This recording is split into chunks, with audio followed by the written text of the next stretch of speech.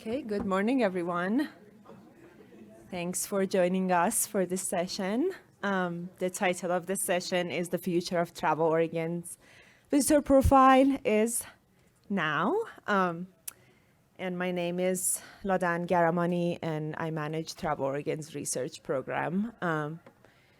Here to introduce you to our presenters today. I'm honored to present our first speaker, Erin Frances Cummings. She is the CEO and president of Destination Analysts, a longtime partner of Travel Oregon research program. And she'll be sharing some fresh insights from our recent visitor profile study that we've started conducting back in fall 2021.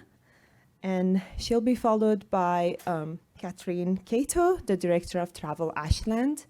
And she's here to share how they've used the visitor profile data to inform their programming. And yeah, with that, I'll hand it over to Erin. Thank you.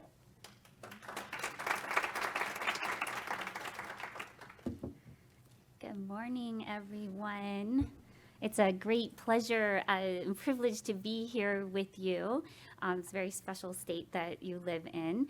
Thank you for the opportunity to share both some national travel trends that may have a particular impact on Oregon, and also present findings from a segment of Oregon's recent visitor profile, and then answer your questions.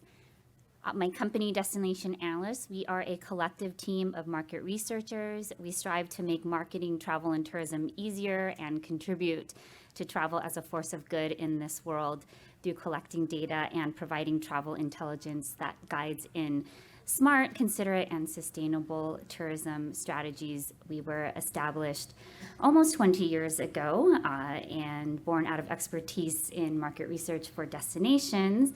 But we've had the privilege to get to work with over 200 destinations, attractions, airports, retail, all in the travel and hospitality space, including many of those here in Oregon. So this morning, I'm going to cover current American travel trends that are important for you to know as you look out over the next several months and plan your strategies. Then we'll look at insights from recent Oregon visitors from out of state, which is one part of the visitor research program, and what you can learn about those visitors and why they are choosing Oregon, insights that will help you attract more of those high-value visitors. And then I'm going to turn it over to Catherine, who will share about her applications of visitor insights for Travel Ashland and some of the inspiring results.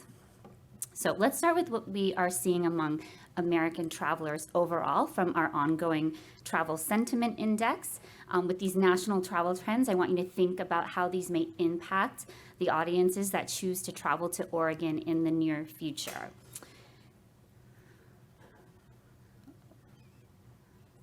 Uh-oh.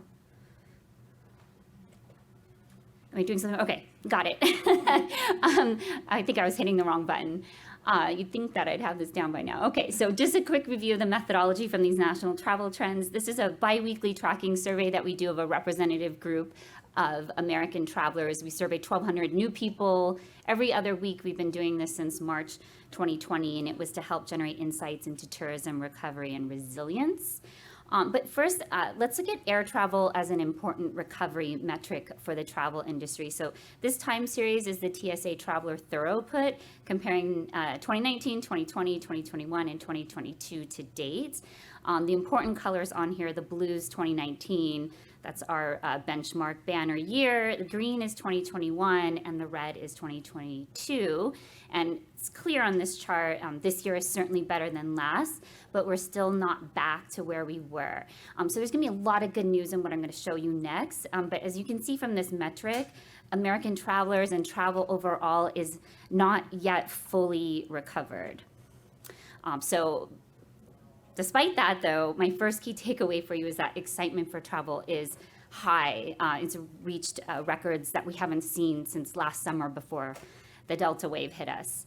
The orange line on this chart is showing the percent of American travelers who are highly concerned about contracting COVID. This has come back down to pre-Omicron levels, and we anticipate that decline to continue. The blue line on this chart is the percent of Americans that are optimistic about the course of the pandemic in the next month. Optimism reached a pandemic record high last summer at 67.8%. It's currently at 52.8%, which is more than double where it was at the end of last year, and it's at a similar level as it was to last spring. This chart is showing you how Americans rate the safety of over 24 travel and leisure activities. And if we take the average safety rating across all activities, it's at 52%. And if we look back over time on this metric, you'll see we're right on par with how Americans felt about travel safety last summer. Americans' confidence in the protection that their COVID vaccine is providing them is back up. COVID is slowly but surely losing its effect on Americans' perceived ability to have meaningful travel experiences. That's now down to 43.5%, near a record low. Those who have recently traveled overnight had record low levels of anxiety about COVID during their trip. And more Americans than ever since the start of the pandemic want tourists in their communities, actually finally exceeding those that say they don't want tourists. And even the related impact on service it appears to be lessening. The percent of Americans reporting that travel businesses were having a hard time providing adequate service on their most recent overnight trip declined from 39.6% in January and now down to 31.3%. And Americans avoiding big social events like conventions and conferences, I think we're exhibiting this right now, that's on the decline. It's at a near record low of 46.6%. Nevertheless, nearly 70% of American travelers still say it's important that destinations they visit continue to maintain pandemic and health safety practices. The outlook for travel has some really, really bright spots. Strong excitement for travel continues to grow amongst Americans. In fact, it's at a record-breaking level in terms of the last 2 years. 82.1% of Americans say they're highly excited about their travel in 2022. This is true not just for the longer term, this is the shorter term. You see here it's at record levels. Another record, 84% of Americans describe themselves as being in a ready-to-travel state of mind. You see hitting a record there. Americans' openness to travel inspiration, so they want to hear from all you travel marketers. That's at near record levels, really similar to where we were last summer. And in fact, 70% of Americans in our last survey did some trip dreaming and planning in just the last week alone. Timing for Americans' upcoming leisure trips shows strong intentions for spring travel. The months of April and May both have 20% of American travelers reporting that they have existing trip plans in those months. And as always, June and July are going to be our peak travel months. Right now, 25% or so of American travelers report trip plans in each of those months. I don't have this slide up, but I do want you to note, though, that the planning windows for trips still remains relatively shortened. Over 40% of Americans say they would plan a week-long trip in under 2 months. But the good news on that is that means they're not necessarily showing up in this data right now, so hopefully we'll see the percentages rise there. And from an open-ended question, what are the top 5 domestic destinations you most want to visit? So survey respondents wrote in whatever they felt were their top 5. They were not presented a list, but New York, Florida, Las Vegas, California, Hawaii, these are who you're competing with. There's show up at the top there. But Oregon came in, 1.5% of American travelers nationally wrote in the state of Oregon. So it ranked 34th on this list of most desired destinations in 2022. But lest you think this is negative, remember, this is out of hundreds and hundreds and hundreds of places people wrote in. So that's actually a positive metric. And then working with the Oregon research team, we were like, well, how is that tracking over time? And it's really interesting to me when we looked at this because the percent of Americans writing Oregon as a top 5 place they want to visit, going back to January 2021, there was this period of relative stability through the beginning of 21, and then we went in this period of volatility. So you see some dips there, but also some spikes too. So we'll keep looking into it, what's causing that. Maybe it's some great marketing out there by all of you on those spikes. All right, so let's look at some Americans, their current attitudes, ideologies, and preferences, and what that might imply for attracting more visitors, good visitors to Oregon. Family trips and romantic getaways are the travel Americans are currently most enthusiastic about, but more than a third of American travelers say they have high levels of excitement for girlfriend trips, solo trips, and reunion trips. And spending time with loved ones and enjoying nature will be high or essential priorities while traveling. And in this highly enthusiastic and open mindset that American travelers are showing to be in, exploration looks to be back in vogue this year. So 51.9% say they are going to highly prioritize visiting new places that they have not been to before, and I think that has really important implication for your strategy. The ability to attract a new audience perhaps has not ever been higher. Americans say they are looking to travel most for fun, relaxation, finding happiness, and escaping stress.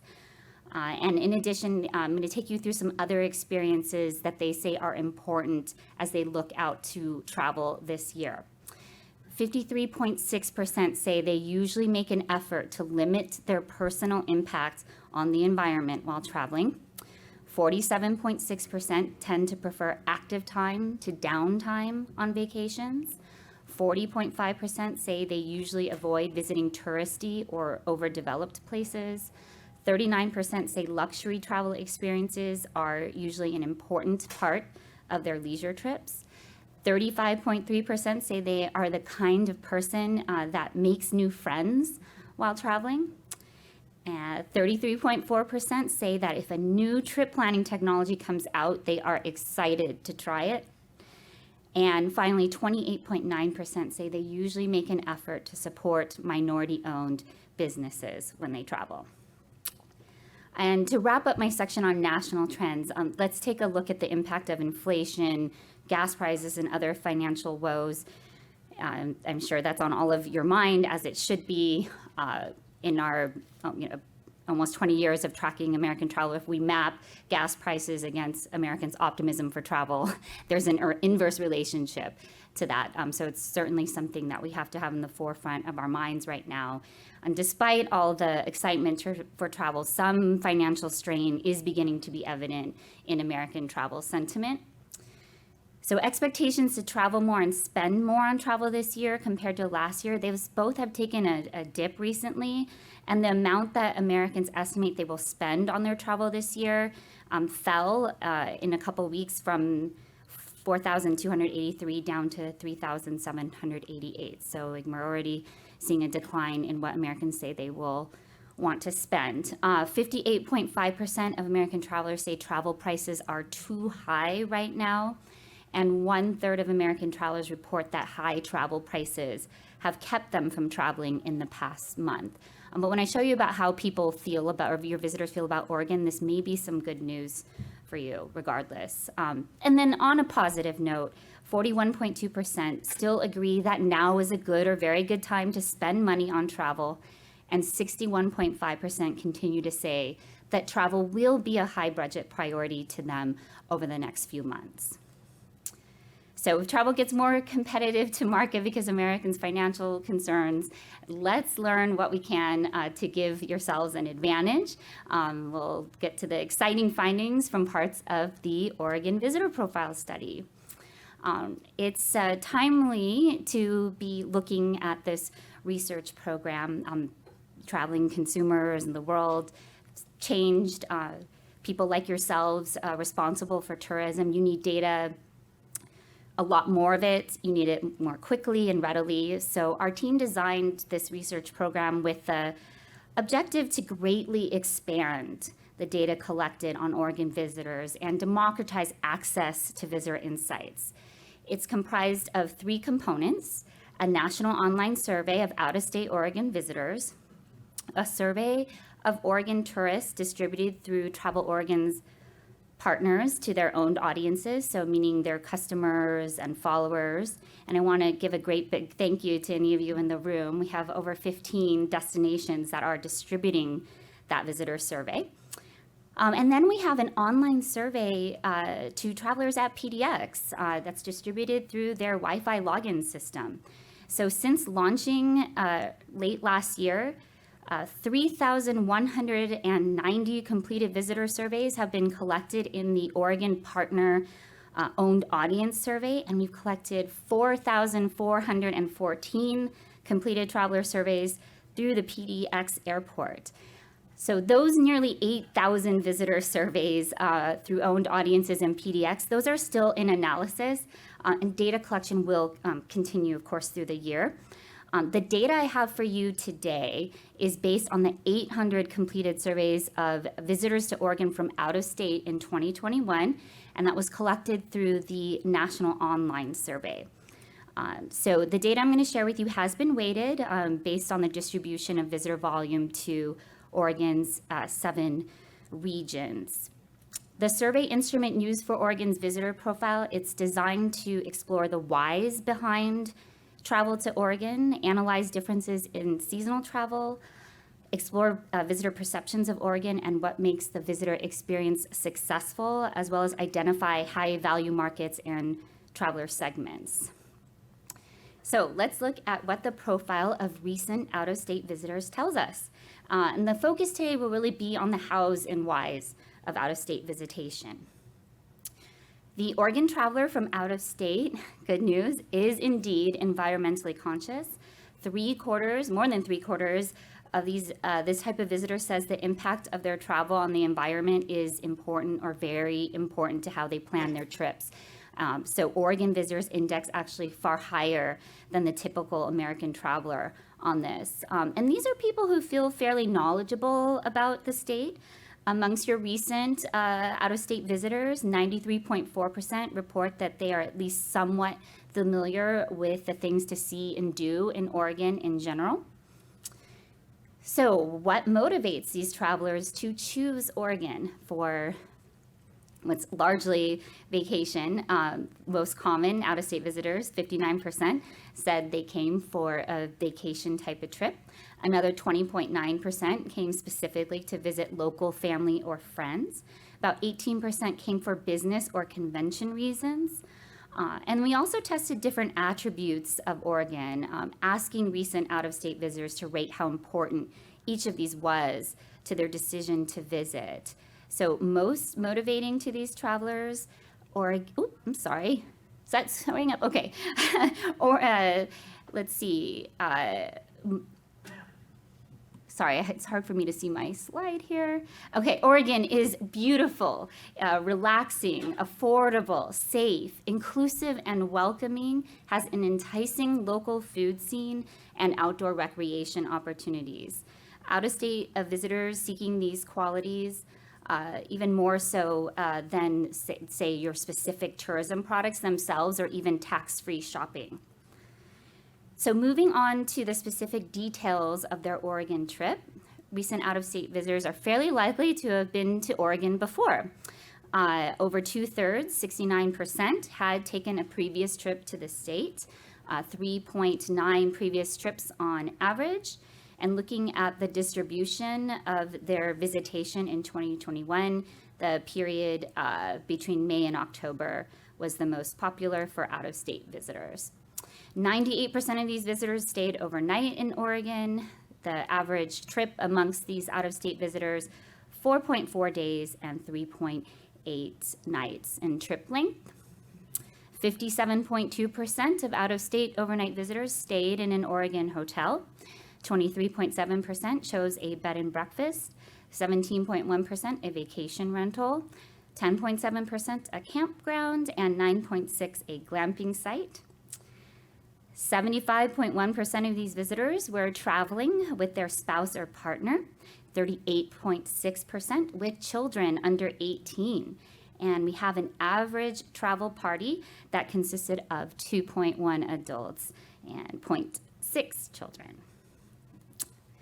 Nearly half of these out-of-state visitors went to the Portland region as part of their trip, though the Willamette Valley, Oregon coast, and Southern Oregon were also visited by a quarter or more of these out-of-state visitors. When it comes to primary region or a main attraction of the trip, Portland does come out on top there, followed by Willamette Valley and Oregon coast, and then the others. This one? Okay. And Lidon, this will be available to everyone? Yes. Yeah, both recording and the slides. Yeah. Okay. Okay, so for each region that was selected as a main attraction of their Oregon trip, we dug deeper to learn which specific cities in each region were visited. Within the Portland region, you see Portland, Oregon City, and Lake Oswego were the top cities. Did I say that? Sorry.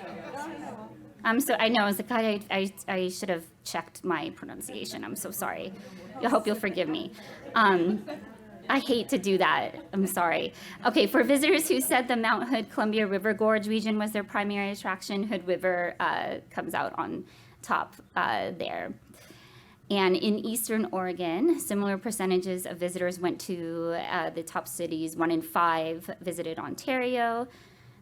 And then within Southern Oregon, there were also similar percentages of visitors that went to Medford, Ashland, and Klamath Falls.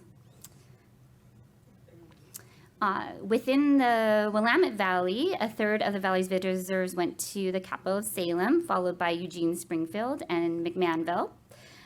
Bend and Redmond are the most commonly visited destinations in Central Oregon that they reported. 1 in 5 saying that they went to where we are now, right now, Sun River.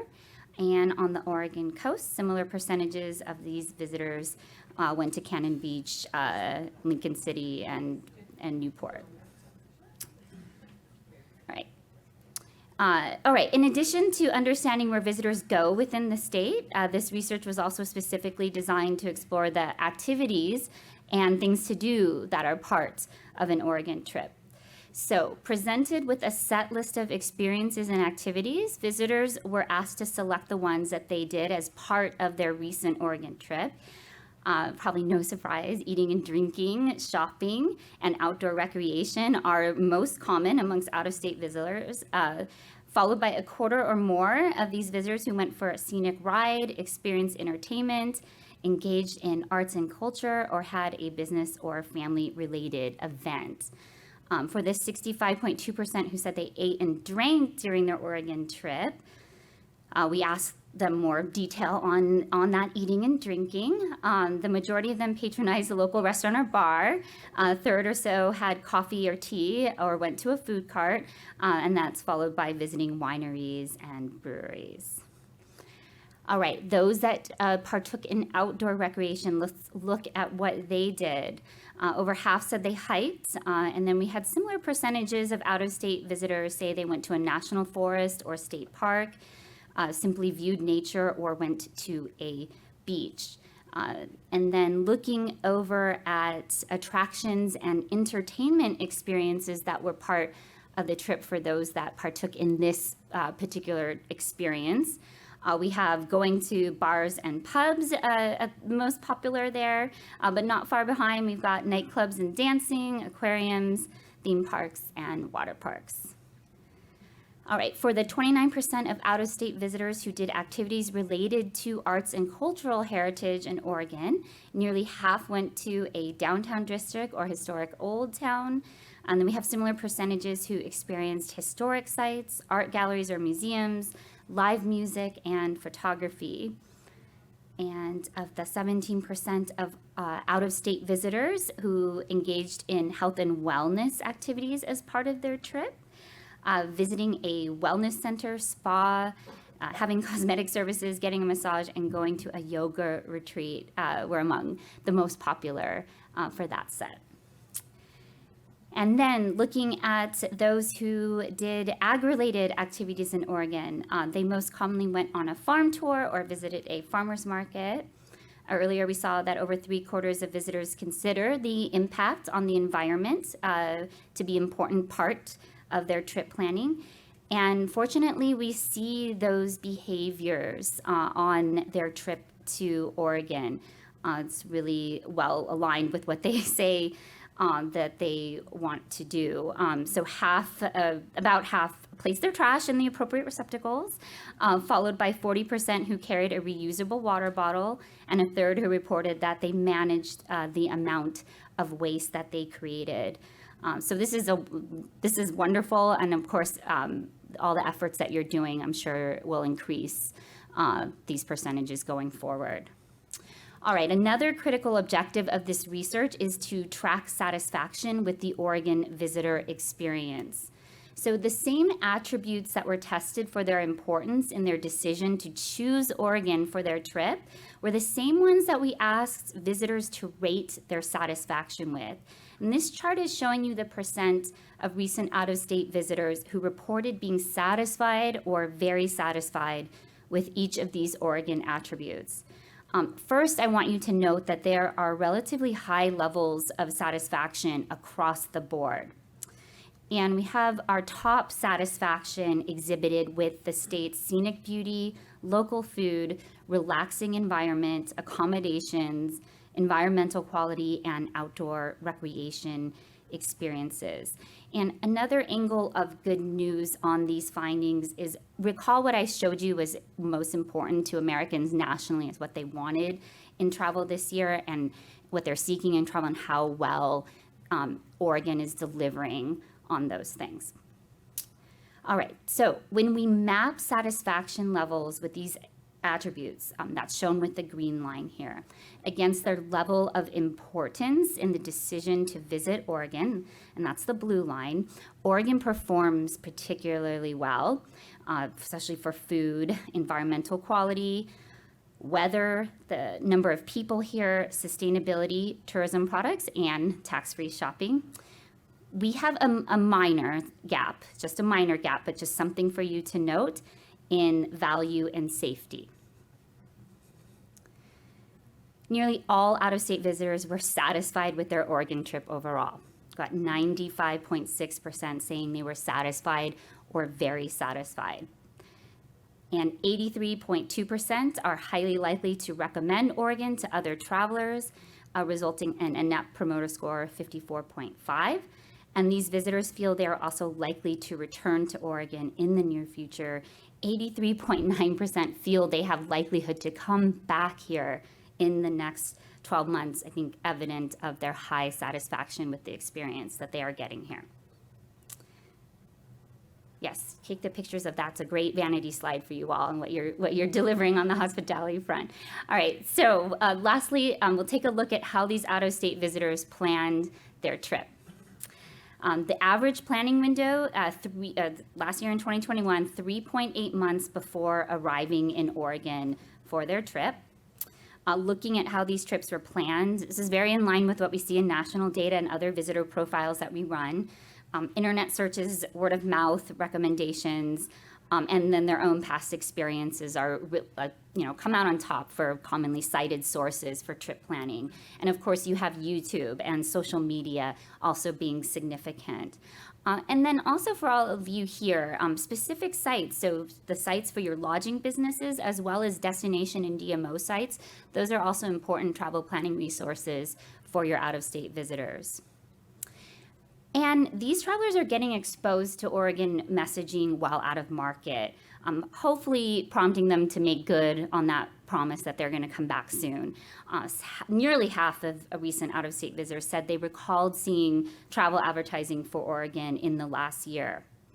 And in terms of earned media, seeing Oregon tourism promoted organically in broadcast features, articles, blogs, and other media, we have 52.5% saying that they remembered seeing or hearing about Oregon travel in the media in the past year. So what's next for the Oregon visitor profile? We're going to continue to collect thousands and thousands more surveys from your visitors who have come in these last few months and will continue to come in the summer and fall.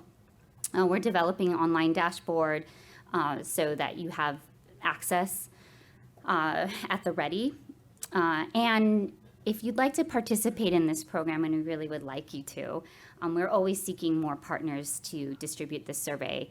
I promise we make it very, very simple for you, and you'll be able to see how your audience or your visitors compare to the rest of the visitors in the state. And I can tell you there's always something interesting to learn when you do that exercise. So we will take questions at the end. So now I'm going to turn it over to Catherine. She's going to walk us through how application of visitor insights can really help leaders like yourselves. So thank you, and I'll come back for questions at the end.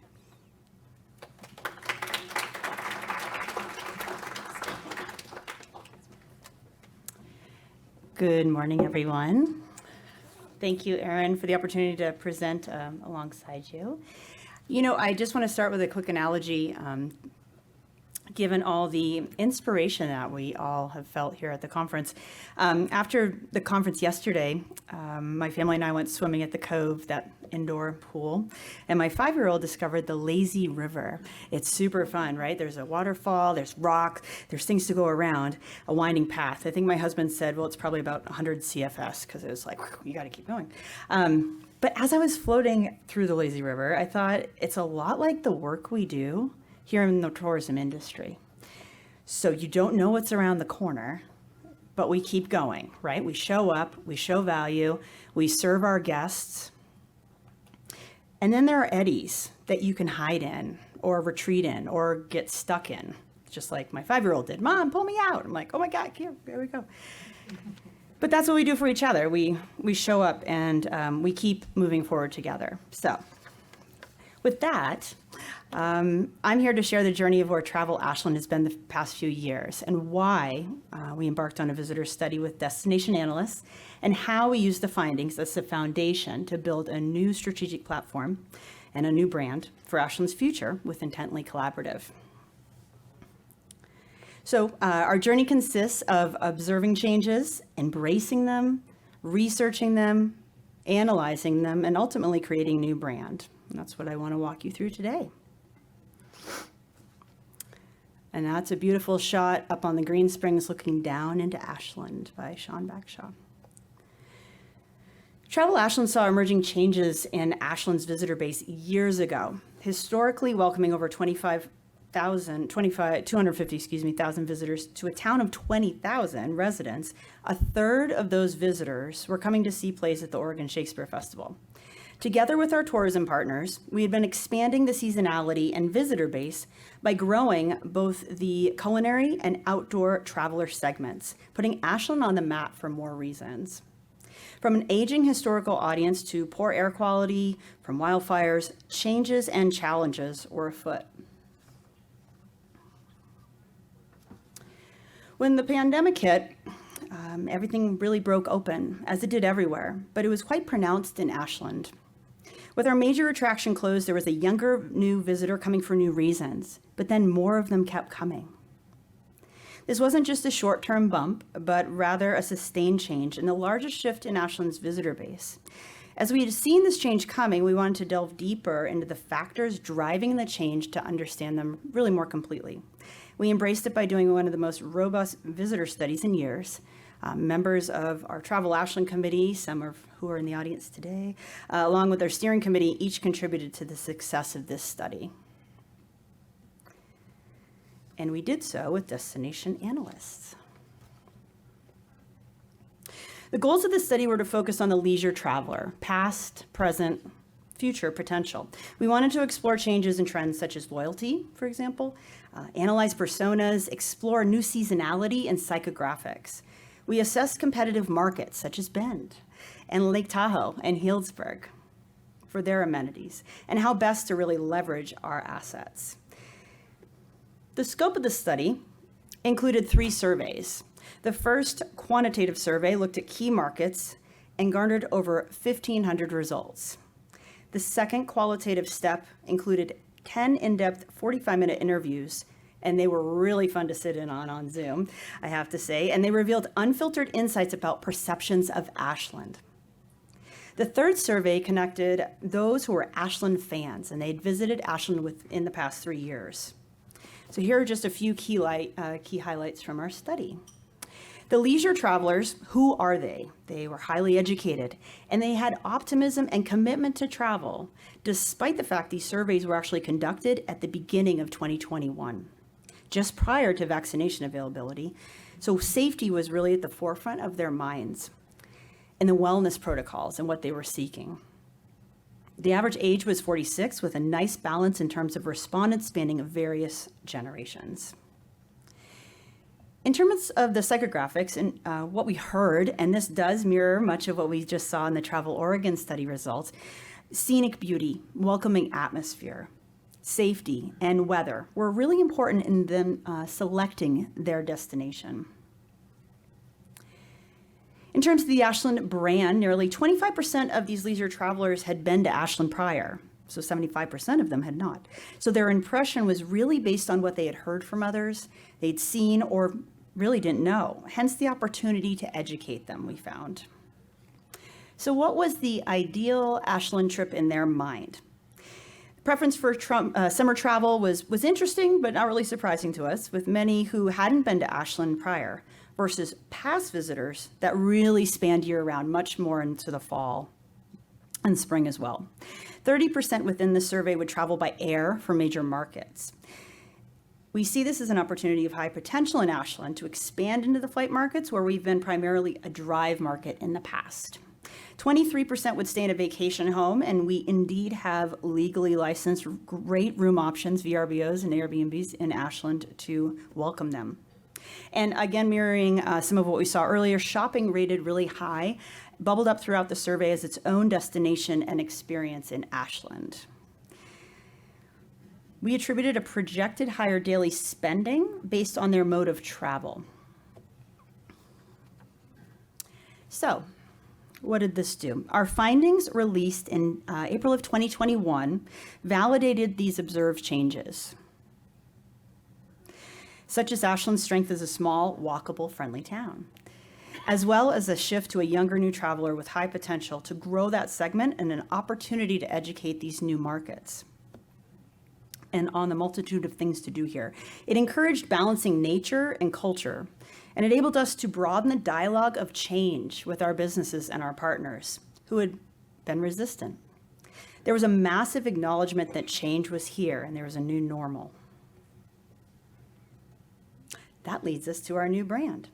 The findings from our visitor study served as the foundation for our intent, our vision, our scope of our new brand and strategic direction that we launched in December of 2021. We conducted this brand project with Intently Collaborative, with offices here in Bend as well as Austin, Texas. Dina DeRose, Chief Marketing Officer and partner of the firm, is here today with us. The branding project included many local stakeholder interviews in the discovery phase, and that served as the platform for the brand formation. So our brand is built much like a house with the positioning statement as the North Star.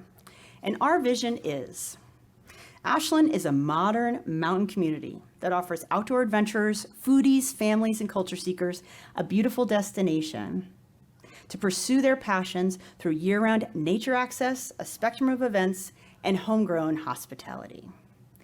Our brand promise is that Ashland offers or provides a year-round destination for travelers to pursue their passions. Our pillars are not only the outdoors, but access to nature, something for everyone, modern amenities, and homegrown hospitality. Our audience in our new brand. In terms of our audience, we added a layer of lifestyle personas, and this was a really exciting step for our brand. Really the entry point to their travel and the type of travel they are looking for. Then the interests vary by persona types. And again, these routes were established based on our visitor study and the findings through our brand discovery phase. The lifestyle personas we defined as quick escapes. They can hop in the car and go, such as from Eugene or Redding or Sacramento. Destination friends who love to meet up and require an array of things to do. Family getaways. The family needs options for everyone and family-friendly amenities, not just for the kids, but for the parents too. And the wanderers who participate in a fuller spectrum of activities and perhaps have a bit more time to explore. The established interest groups relate back to our high potential visitors identified in our visitor study. Their demographics are really just the starting point to grow and expand from. They reflect not only established reasons visitors are drawn to Ashland, but also evolving ones, such as folks coming to ride our trails or taste our wines and learn about the varietals of Rogue Valley wine country. Come visit.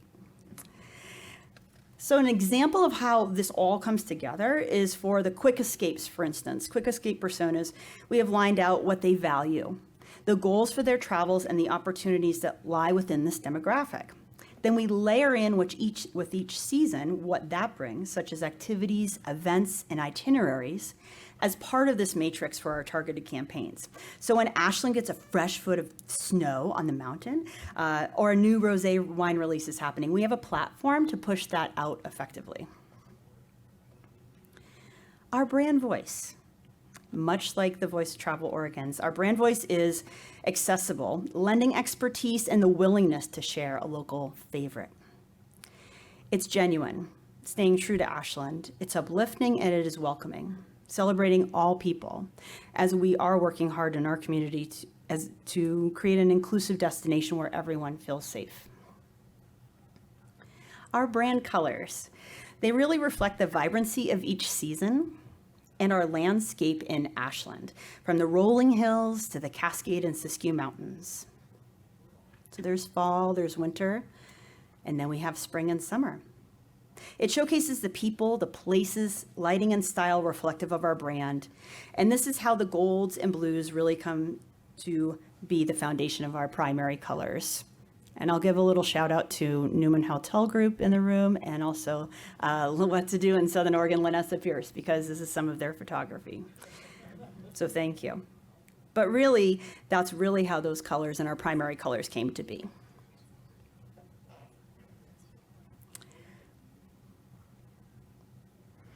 We created an iconography for our brand with Intently Collaborative's creative guidance and our team's input. Now we have an entire icon family to represent the core experiences identified in the visitor study and tools to guide the user through our brand, whether digitally or in print. We created icons for each season representing the various types of experiences that can be enjoyed year-round. The snow globe is my personal favorite. This is right there.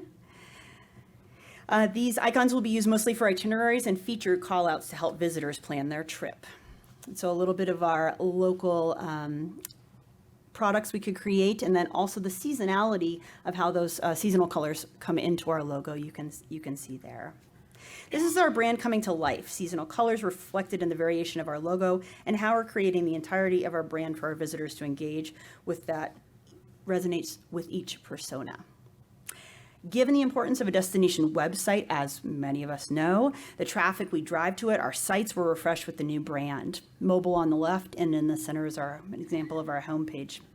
The brand also actually threaded through our entire organizational identity of also the Ashland Chamber of Commerce, Travel Ashland. We're all under one roof in Ashland, staff of 4. The brand premiered in our latest winter visitor guide. Again, What to Do in Southern Oregon. Lanessa Pierce's image is on the right. That is the cover of our new brochure of winter. We are really excited as we return to an annual guide with a new larger size and format publishing in April, showcasing the 4 seasons. So through the pandemic, we did 2 6-month guides, but now we're going back to an annual guide. Here are just a few preliminary ad examples that accentuate the juxtaposition we're expressing. Fall foliage to farm fresh, downhill to downtown, from plays to playtime, rivers to vineyards. The logos for comparison, which we thought were fun, our prior brand logo from 2012, rebrand, is on the left, and our new logos are on the right. Our prior brand certainly served a purpose and really led us to where we are today with a new fresh direction.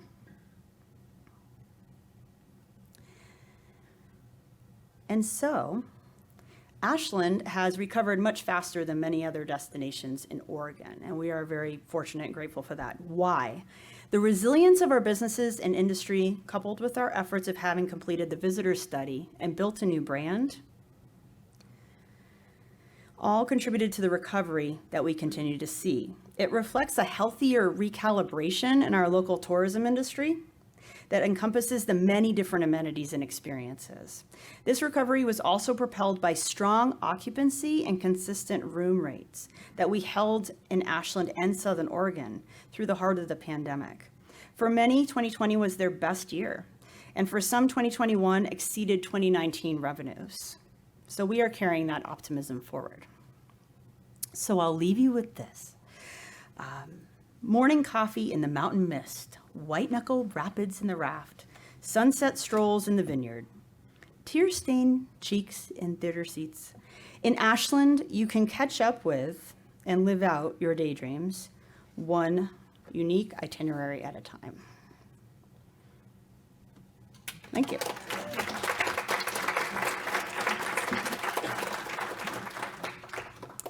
Thanks, everyone, and thank you for the great presentations. We have a microphone at the end of the room. Javier can move around if anyone has questions. We have about 5 minutes for questions. Yes, back when you were giving us data about inflation and the rising gas prices, you also showed that people had originally been willing to spend up to $4,200 when they traveled. And then when inflation increased, it went down to $3,800. So can you give some insight as to why people expected or wanted to spend less, even when they knew that prices were higher? Yeah, I don't think they're going to take as many trips. So if they're going to take one less trip, they're going to spend less. So we were, what I didn't show you, but we were starting to see a dip in the percent of Americans that said they had at least one trip planned. It was nothing to, it's not huge yet, but we are seeing a dip in that, and I think that's contributing to the spending going down. So I think they're super excited about travel, and they still want to do it, but if they have to take one less trip because it's so expensive, I mean, I think fortunately for you in Oregon, I don't know if you've seen on the news about Disney right now, but maybe they'll cut that Disney trip that's $5,000-6,000 out for their family right now. And instead, you're indexing in Oregon as being seen as affordable. So I think actually you might be okay because you have that as part of your brand, that it's accessible and affordable. It's not super out of reach financially. But I think that's the cause for the decline in the spending. Because of the prices of gas going up, I think that it might be challenging for many people, because especially Californians, where $7 per gallon gas price is scaring people to plan. Yes, I mean, like I mentioned, gas has always been our, Achilles heel. Again, if I could pull for you, I mean, we've mapped gas prices against American optimism. It's always been, prior to COVID, it was like the number one factor. So I should look up for you. I have an electric vehicle in California. Hopefully there'll be more of that, and we can get away a little bit from our dependency and it impacting our industry so severely. Just a question about the Oregon Visitor Profile Survey data that you shared. I think I noted that the dates you indicated were December 27th through January 18th. Was that when the survey was run, or is that when people had traveled to Oregon? No, that's when the survey was fielded, and we looked at their 2021 travel to Oregon. Okay. Yes. Thank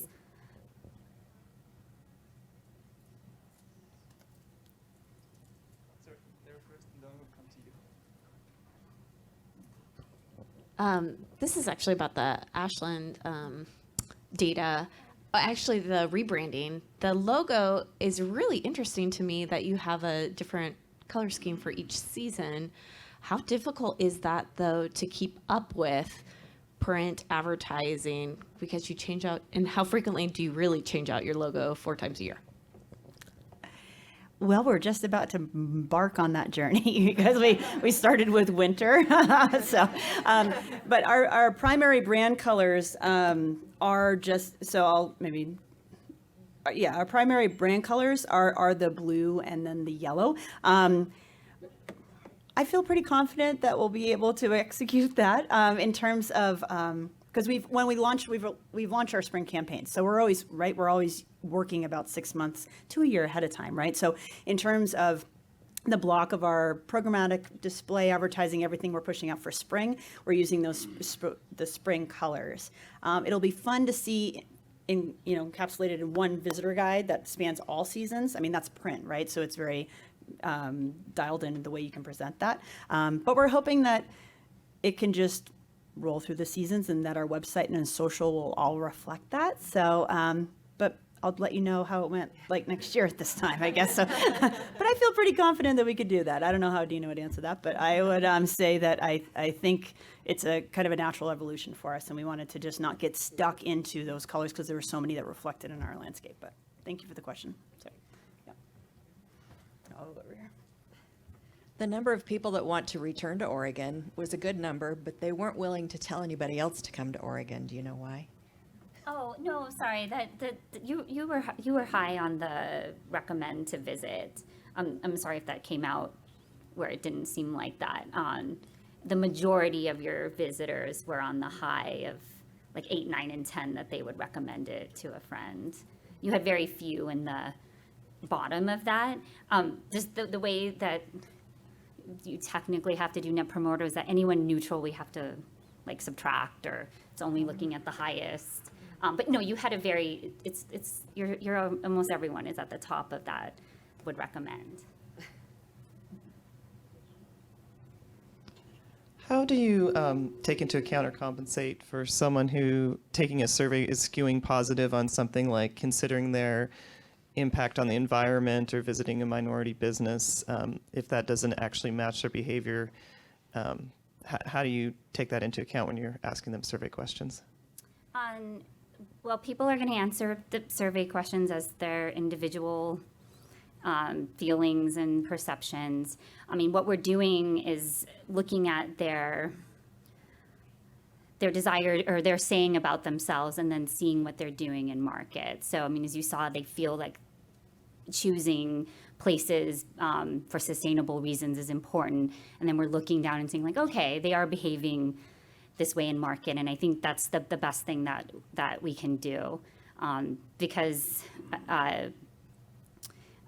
with survey work, I mean, people, they will answer the questions as they feel. And then there's so many other data sources. So we have all of that to line that up and make sure things are tracking. And then, if we are seeing something like that where people want to be away but are not behaving that way, I think that's why we want to be collecting so much data so that can be solved. Yeah, to add to that, we've been tracking the behavior on our website as well and see what information is getting more click rates. And it's been interesting to see that people are looking for more environmental friendly activities to do or interested in sustainable places to stay. Would that also happen with the options? They may be wanting sustainability and we may not be having those options, so we should be encouraged to put that more in our communities? Yeah, I think there's definitely a gap that we need to fill, but we haven't defined how huge or small that gap is, but it's definitely one of the steps we're taking once the study is finalized to be able to share some recommendations about what are those areas that we need to be focusing more on. Do we need more EV chargers, or do we need to encourage more hotels to be certified through LEED programs or green leaf programs? Just some housekeeping. First, I just want to thank you guys so much for the information, and Catherine for your inspiration, and what you're doing in Ashland is awesome, along with the partners.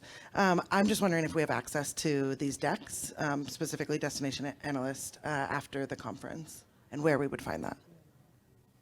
Oh, yeah. Yeah. Yes, that would be available after the conference. You can send an email. I can just I don't think we make it available right now on the website because we need to finalize the study and have all the results available. But specifically, if anyone is interested in the recording, that would be available publicly. But if you need the slide deck, you can email me and Javier, and I'll be available here if you need to get my business card. Yeah.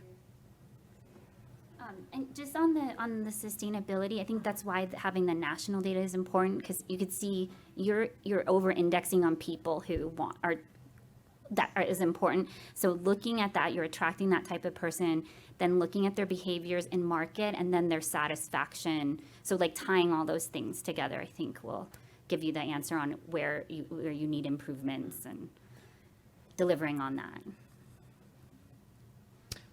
My question for you, Catherine.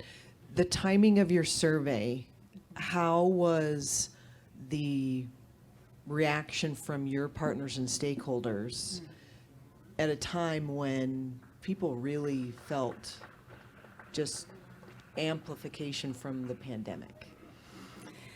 Great question. It was actually sort of, I'd say it was we were a year into it, right? I mean, almost a year into it, but it was prior to vaccination. But you could feel a lot of pent up demand. And we had been dreaming of traveling for months, but now it was like, well, let's almost turn this into a reality. And there was actually an optimism there that with vaccinations in the near coming months, this is my interpretation of what we heard and what we took away and how our partners or the discussions we had was, people want to travel. They're looking to a brighter horizon. They're looking and saying they have that commitment to want to travel, and that's why it was an important metric that we measured there too. So really January and February of 2021 is when we collected that data and had those interviews. But again, I think the wellness protocols and the safety still resonates and still is that forefront. We've woven that into the fabric of how at least our visitors or what they're seeking. So, does that answer your question? No. It does, but Yeah. as far as like the information from your data, like that it was 49 female, 52 male, that it was skewing, and that your traveler really had changed. Yes. Our traveler had changed. Our traveler had, we were reaching into new markets and also perceptions of Ashland as well. So the fact that they were coming for new reasons, they weren't as loyal. I mean, the loyalty, it wasn't just in Ashland, right? Loyalty has changed. So it is so much less predictable. I think that was also a part of that. But I think even the time and place of when we did the survey didn't skew it far off of having this credible, great foundation of a data that we could grow from. So, yeah. I think we have time for one more question if anyone has a burning question. Don't see any hands up. Yeah, and if not, one thing that I wanted to mention as a follow-up to Erin's invitation for participating in future data collections with Travel Oregon and Destination Analysts. So there is no cost associated with that. Travel Oregon is covering the cost for this study.